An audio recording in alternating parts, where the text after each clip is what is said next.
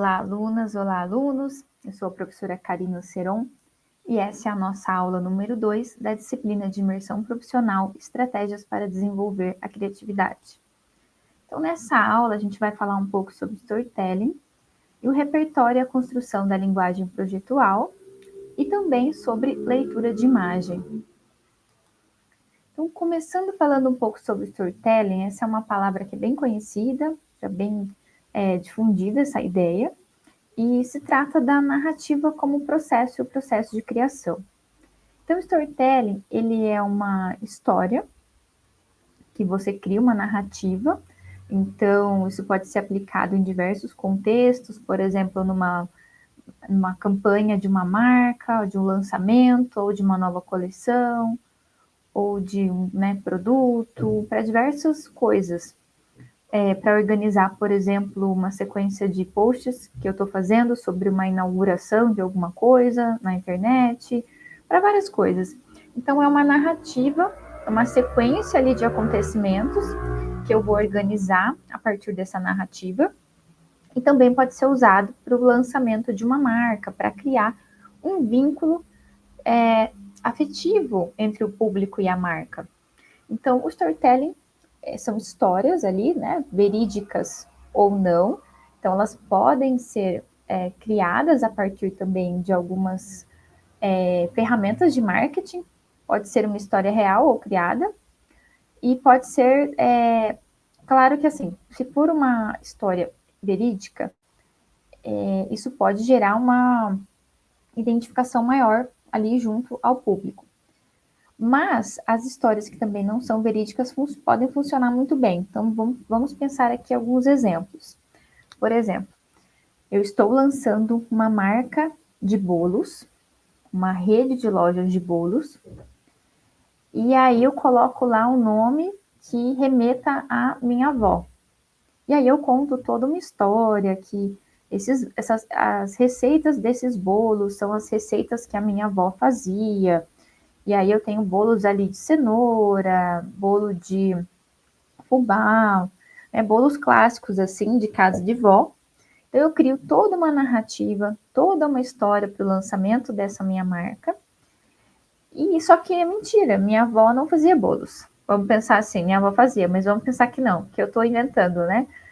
E aí é uma história toda que não é real. Eu criei essa história considerando ali algumas ferramentas de marketing para atrair o público, porque a maioria das pessoas tem avós que faziam bolos, então essa identificação vai ser mais imediata, ampla, eu vou conquistar mais clientes, as pessoas vão ficar comovidas ali, aí de repente eu posso usar até uma foto, hoje em dia tem até a IA, né? Posso criar ali uma personagem fictícia de quem seria essa avó, né? Ah, inspirada na minha avó, posso colocar um nome. Então, tudo isso vai atrair ali o meu cliente. Então, essa é uma forma de contar uma história que não é real. Um exemplo de uma história real. O Marcelo Arruda, é assim o nome dele, né? Maurício Arruda, perdão. O professor é um pouco ruim com nomes. Maurício Arruda, aquele arquiteto e designer, ele criou uns anos atrás uma coleção de mobiliários junto com a Tokstok. E ele fez uma linha, né, José, mas ele fez outros móveis soltos também. E ele atribuiu nomes a esses móveis que eram nomes de familiares dele. Então, por exemplo, Raque Aparecida, Poltrona Alcindo, acho que tinha uma outra que era Poltrona Antônio. E, coincidentemente, são nomes dos meus avós. Então, Aparecida, Alcindo, Antônio são nomes dos meus avós. Eu fiquei muito assim, nossa, que máximo, né? Já falou comigo afetivamente o storytelling que ele aplicou ali nessa coleção, de trazer nomes de familiares dele que são nomes tão comuns para tantos brasileiros, né? Isso pode funcionar. Eu fiquei querendo ter já uma poltrona assim do nome do meu avô. Eu fiquei querendo ter esses móveis, né? Então isso falou comigo. E, então é um exemplo de uma história que é real, que ele aplicou ali, storytelling, dessa marca dele, e que mexeu comigo, porque eu me identifiquei. Então é uma forma também. Então, veja, eu posso criar uma história real, e eu posso criar uma história também que não é real, mas que vai atrair o meu público. Então, criar essas histórias também é uma ferramenta de desenvolver a criatividade, né? Você testar, buscar, assim, pensar nessas questões, né? Se você está abrindo um negócio, uma marca, ou se você trabalha para uma empresa, qual é o storytelling dessa empresa ou da sua marca? Já existe? Não existe? É uma coisa para você também pensar e fazer esse exercício, buscar também desenvolver essa história. Porque atualmente, na contemporaneidade, o sujeito, a gente viu na aula passada, que ele ficou assim sem referencial, ele tem assim buscado se apegar em questões do passado, por exemplo. Essa é uma estratégia, né? Nome dos avós é uma coisa que mexeu, né, comigo ali, porque é uma busca no passado, na tradição, nas raízes, que tem sido algo muito comum hoje. Essa ideia do bolo que eu inventei agora, né? De minha avó fazia bolos. É uma busca também por uma tradição, por algo fixo, já que esse sujeito pós-moderno perdeu os seus referenciais do passado. Ele está meio perdido, ele não sabe para onde ele vai. Então, isso toca as pessoas, porque as pessoas também estão buscando se conectar com algo, se conectar com o passado, com uma história, com uma tradição, com algo que seja fixo, algo que seja como eu posso dizer, algo que seja, que sustente, né? Então, isso é muito interessante de pensar. As pessoas têm buscado cada vez mais experiências. E isso é uma forma também de experiência, não é só uma cadeira, não é só uma poltrona. É a poltrona, sim, ela remete ao meu avô, ela remete a uma história. E isso tem sido bem comum também até em ramos assim da gastronomia, né? A gente tem tido, por exemplo, os ambientes instagramáveis, cada vez mais as pessoas vão lá em busca de uma experiência, alguns pratos que são finalizados na mesa, né? A pessoa vai lá comer e aí a pessoa vem e finaliza o prato, né? Faz uma coisa. Então, é tudo uma experiência que você está vivendo ali. Às vezes você paga caro para comer uma coisa só pela experiência, só porque tem alguma performance, tem algo acontecendo, ou porque o lugar é bem decorado, o lugar é bonito. E nisso entra a questão da arte, do design, que está em alta, né? Está muito em alta. Tem até um filósofo assim, contemporâneo, Lipovetsky, que ele vai falar sobre isso, sobre as eras, né, estéticas, e a gente estaria vivendo a era transestética, em que a estética está a serviço do mercado para muitas coisas. Então, tudo que tem arte, tudo que leva coisas assim, né, design, tudo isso agrega valor. Então, eu busco uma experiência, eu não quero só ir num café, tomar um café ou almoçar, eu quero ir num restaurante que seja instagramável, que eu possa tirar foto, que me gere uma experiência, um prato que é finalizado na mesa, eu quero buscar isso, né? Não quero comprar só um produto, eu quero comprar uma experiência. Eu quero comprar o bolo, que é a receita de 100 anos, desde da bisavó, da Karina, e vai. Então, tudo isso é interessante da gente pensar. Tem sempre uma história por trás, tem sempre um conceito, tem sempre uma experiência amarrando essas experiências de consumo. Então, hoje em dia, isso tem sido cada vez mais normal da gente encontrar e da gente, né, buscar também por isso, certo? Então, algo que é para a gente pensar. Pense aí, você, aluno, tem alguma história que, né, tem alguma marca com alguma história interessante que fez vocês buscarem, né? Tem algumas marcas que usam até, assim, artifícios de uma marca de sorvete, eu não lembro agora o nome, mas é antiga já essa história, mas eles usavam, assim, a fruta foi, foi colhida em um determinado país e ela veio fresca para ser feito esse sorvete, e era do avô do dono, e era tudo uma história inventada, né? Então, quanto mais coisinhas a gente coloca ali, mais ingredientes nessa história, né? Mais dificuldades, veio de longe esse produto, mais valor a gente tenta agregar, então mais isso vende, mais isso mais o público acaba se conectando, às vezes pelo fascínio dessa história também, né? Bom, e agora a gente vai falar um pouco sobre o repertório. Na nossa primeira aula, a gente falou um pouco já sobre repertório criativo, sobre cada um, né, ter o seu repertório, isso ter ligação direta com a subjetividade de cada pessoa, o quão importante é ampliar o seu repertório criativo, que as coisas que a gente sabe, conhece, elas vêm desse repertório, e é a partir daí que as ideias, elas aparecem. Então, aqui a gente vai falar, o repertório é a construção da linguagem projetual. Então, essa linguagem projetual é a linguagem que a gente cria dentro da gente para projetar coisas, criar coisas, colocar coisas no mundo, seja qual área for. Então, algumas coisas, né, que a gente tem aqui, ó, as viagens, né, viajar, a procura em si mesmo, que é algo raro, às vezes a gente não tem tempo de se escutar, de pensar o que a gente gosta, o que a gente não gosta, o que a gente está buscando, o que a gente gosta de criar, qual é o nosso estilo, qual é o nosso traço. A gente precisa de exercício, de tempo, de investigação de si mesmo. Eu estou usando essa roupa porque eu gosto, estou usando essa roupa porque está na moda, ou está na moda e eu gosto e tudo bem. Eu tenho esse corte de cabelo, aqui o negócio corta um pouco a cabeça da professora, não tá tão legal aí, né? Mas eu tenho esse corte de cabelo porque eu gosto, ou porque alguém tem. Então, pensar nas coisas, no porquê a gente gosta das coisas, porque a gente vai em certos lugares, né? Quais são as nossas inspirações, o que nos motiva. Lembra da aula 1, que o ambiente também pode influenciar na motivação, na desmotivação? Será que eu não estou motivado? Por quê? Será que é o ambiente que eu estou, que não está organizado, é o barulho, é a cidade? O que está faltando? O que eu preciso mudar para que eu seja uma pessoa mais criativa, que eu consiga né, produzir melhor? Então, isso tudo tem a ver com essa procura em si mesmo, né? A gente precisa fazer esse exercício de se entender, até mesmo para criar coisas autorais que a gente viu na aula passada. Então, a leitura de bons livros, será que a gente tem lido? Né? Você gosta de ler, não gosta de ler? O que você tem lido? Né? Então, é uma coisa que a gente precisa pensar. Desvencilhar-se de exemplos e costumes que formam a base para o conhecimento atual. Então, às vezes, eu estou tão acomodado nesse meu contexto, nas coisas que eu conheço, eu frequento esse lugar, eu sou desse grupo, eu faço parte desse contexto, mas existem outros contextos. Será que é esse que eu gosto mesmo? Será que eu não preciso experimentar coisas novas, ir para lugares diferentes? Eu acho que isso é um exercício também, porque às vezes a gente se fecha assim, eu só ouço rock, sei lá, só vou em lugar que tem rock, eu não faço mais nada que não seja o que eu gosto, o que eu conheço, né? E às vezes é legal experimentar, então eu vou num show de MPB, eu vou ouvir uma música diferente. Eu adoro livro de autoajuda, mas acho que eu vou ler um livro de romance.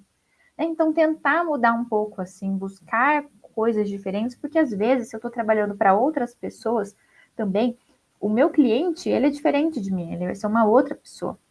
E se eu não tenho ferramentas, condições de entender o outro, de olhar para o outro, de me livrar de certos preconceitos, também é uma coisa muito perigosa, né? Eu preciso também abrir mão do que eu já tenho como certeza para que eu consiga entender o outro, escutar o outro.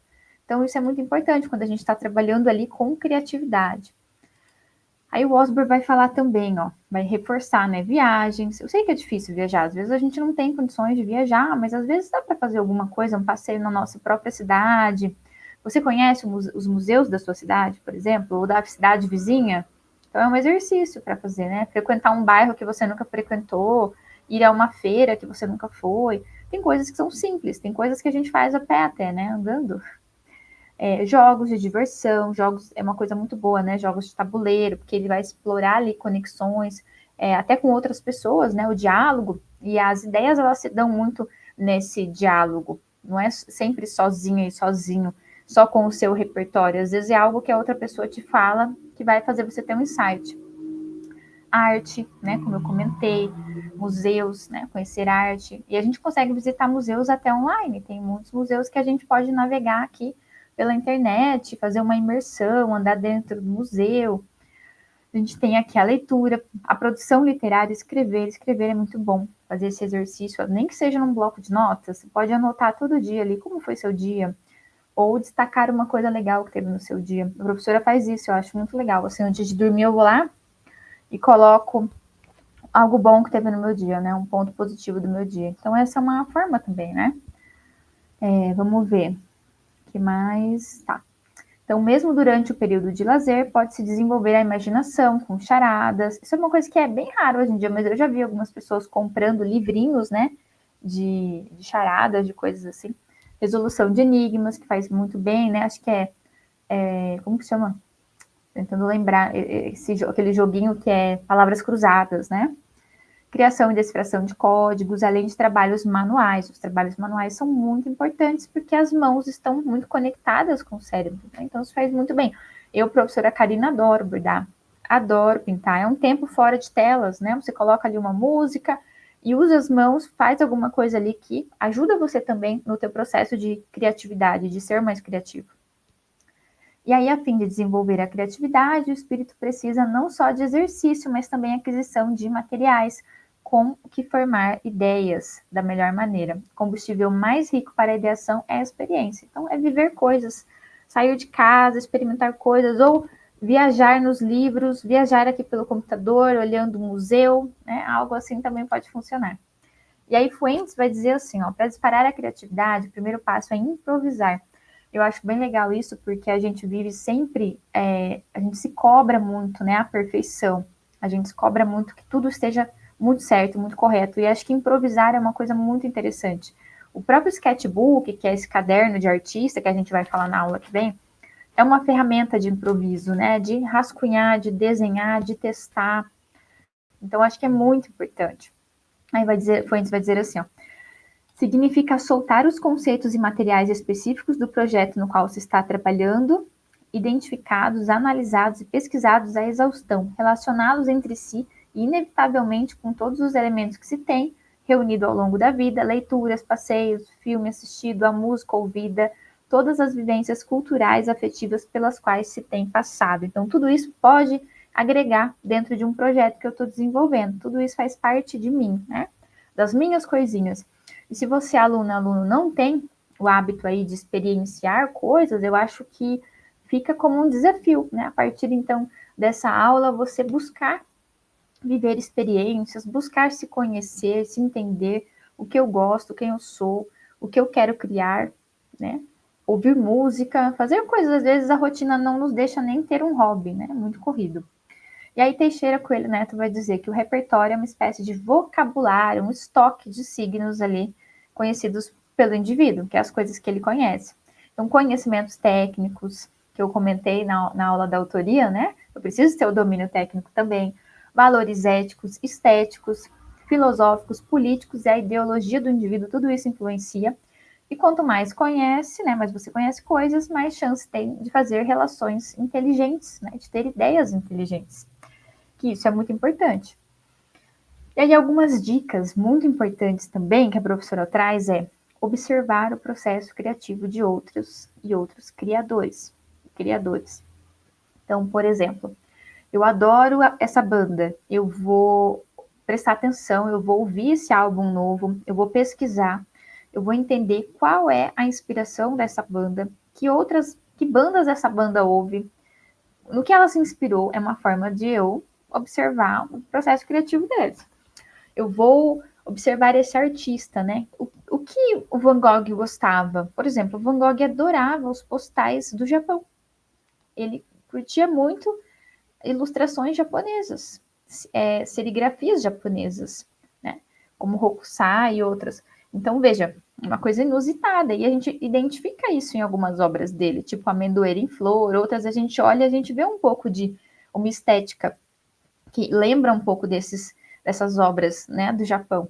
Então, é uma coisa legal, é o processo criativo dele, o que ele se inspirava. Então, pense aí, faça esse exercício, um artista, um ilustrador, uma ilustradora, designer, arquiteto, arquiteta, um músico, fotógrafa, alguém que você goste do trabalho, faça esse exercício, olhe o processo criativo, como essa pessoa cria, para você entender também como você cria. E buscar ferramentas para você criar. Então, essa pessoa faz assim, acho que eu, né, uma ideia, essa pessoa adora, por exemplo, autores de livros, né? Muito comum eles falarem que adoram caminhar ao ar livre. Isso é uma coisa muito legal, né? Caminhadas ao ar livre, contato com a natureza. Então, isso ajuda também no processo criativo. E aí, praticar também a leitura de imagem. Eu acho isso muito legal. Eu trouxe aqui uma tabelinha, que são as fases do desenvolvimento estético, adaptado por Rossi. E é bem legal porque são fases, níveis de leitura que a pessoa se encontra. Se é uma pessoa que não tem muito contato com arte, com imagem, ela vai ficar mais ali no 1, né? Descritivo narrativo, ela vai saber só descrever o que ela está vendo na imagem. Uma pessoa que se aprofunda um pouco mais, ela vai ficar ali no 2, construtivo. Como? Como essa obra foi feita, né? O 3, classificativo. Quem e por que fez? Quem fez essa obra? Ah, foi o Picasso. Né? Por que ele fez essa obra? Ah, é uma obra chamada Guernica, é sobre um ataque que teve, né? Era a Guerra Civil Espanhola. E aí eu vou saber um pouco mais, né? E o que eu acho disso interpretativo? Quando isso me toca, quando isso mexe comigo? Nossa, agora que eu soube melhor sobre essa arte do Picasso, que eu vi no museu, né? Vamos supor que eu estou andando pelo museu e vejo essa obra. Eu vou descrever o que eu estou vendo. Eu vou olhar do que foi feito. Ah, foi feito por tinta óleo e colagens.